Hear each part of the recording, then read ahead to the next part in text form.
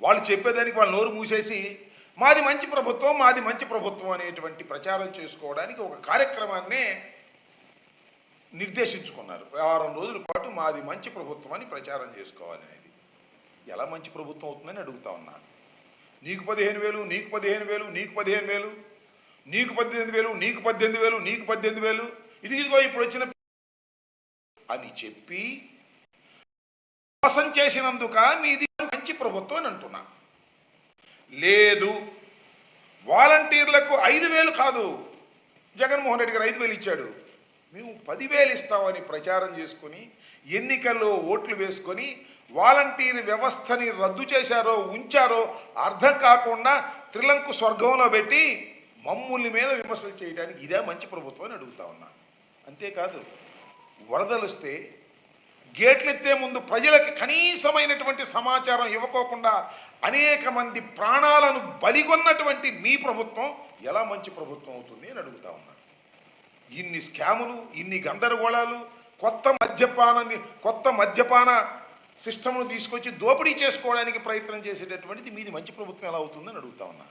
మంచి ప్రభుత్వం అని మీరు ఓదరగొట్టుకోవడం, మీరు డప్పాలు కొట్టుకోవడం తప్ప ప్రజలు ఎక్కడా కూడా ఇది మంచి ప్రభుత్వం, బ్రహ్మాండంగా ఉంది, జగన్మోహన్ రెడ్డి గారి ప్రభుత్వం పోయిన తర్వాత ఈ ప్రభుత్వం వచ్చింది, మేము హాయిగా ఉన్నాం అనుకోవడంలా.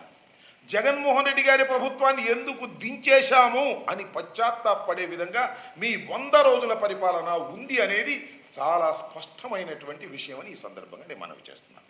అంతేకాదు, రాష్ట్ర ప్రభుత్వం కొత్తగా వచ్చింది. వస్తే నేను మనవి చేస్తున్నా, జగన్మోహన్ రెడ్డి గారి ప్రభుత్వం వర్షాలు వస్తాయని, వర్షాలు వచ్చినప్పుడు ఇసుక దొరకదని 80 నుంచి 85 లక్షల మెట్రిక్ టన్నుల ఇసుకను తీసుకొచ్చి స్టాక్ యార్డ్స్లో పెట్టారు. ప్రభుత్వం మారింది. ఏం చేశారండి చంద్రబాబు నాయుడు గారు? నేను అడుగుతా ఉన్నా, మీరు మీ ప్రభుత్వంలో ఉన్నటువంటి ఎమ్మెల్యేలు, కొత్తగా వచ్చిన ఎమ్మెల్యేలు మొత్తం ఇసుకను అమ్మేసుకున్నారుగా. సుమారుగా 60 లక్షల మెట్రిక్ టన్నుల ఇసుకని అమ్మేసుకున్నారు.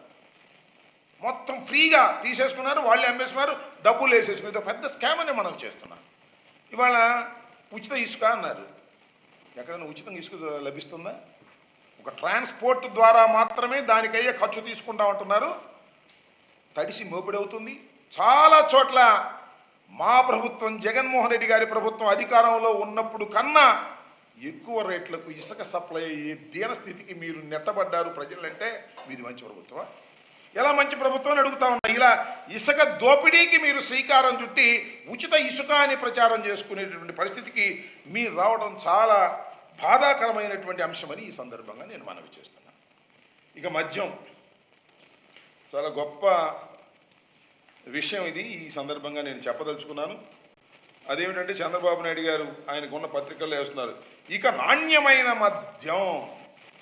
నాణ్యమైన మద్యం అంటే ఏంటో మరి నాకు అర్థం కాదా. ఎంత తాగినా ఆరోగ్యం దెబ్బతిందా? అంత నాణ్యమైనటువంటి మద్యాన్ని మీరు సప్లై చేయబోతున్నారా? నాణ్యమైనటువంటి మద్యాన్ని సప్లై చేయడానికి మీకు ఎక్కడి నుంచి వనరులు వచ్చాయని అడుగుతా ఉన్నా. మద్యమేగా, తీసేయండి. ఇక మద్యం తాగటం హానికరం అనే పదాన్ని తీసేయండి. నాణ్యమైన మద్యం ఎంతైనా తాగండి అని చెప్పండి. ఇక నాణ్యమైన మద్యం అంట. చంద్రబాబు నాయుడు గారు అధికారంలోకి వచ్చి ఒక నాణ్యమైనటువంటి మద్యాన్ని తీసుకొచ్చి ప్రజలకు సరఫరా చేసేటటువంటి సరసమైన ధరలకు ప్రజలకు సరఫరా చేసేటటువంటి ఒక గొప్ప అవతారాన్ని చంద్రబాబు నాయుడు గారు నూతనంగా ఎత్తారు. నాకు బాగా గుర్తు, నేను కొత్తగా ఎమ్మెల్యే కాకముందు యూత్ కాంగ్రెస్ ప్రెసిడెంట్లో ఉన్నప్పుడు మా స్లోగన్ ఏంటో తెలుసా? నారావారి సారా పాలన డౌన్ డౌన్. ఇది మా మొదటి స్లోగన్ నేను రాజకీయాల్లోకి వచ్చిన కొత్తలో.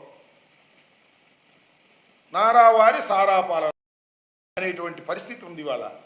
ఆ రోజున ఉమ్మడి రాష్ట్రంలో నారావారి సారా పాలన కొనసాగించినటువంటి పరిస్థితి మనం ఇవాళ గుర్తు చేసుకోవాలని మనం చేస్తున్నాం. ఉమ్మడి రాష్ట్రం లేదా విడిపోయినటువంటి రాష్ట్రంలో కానీ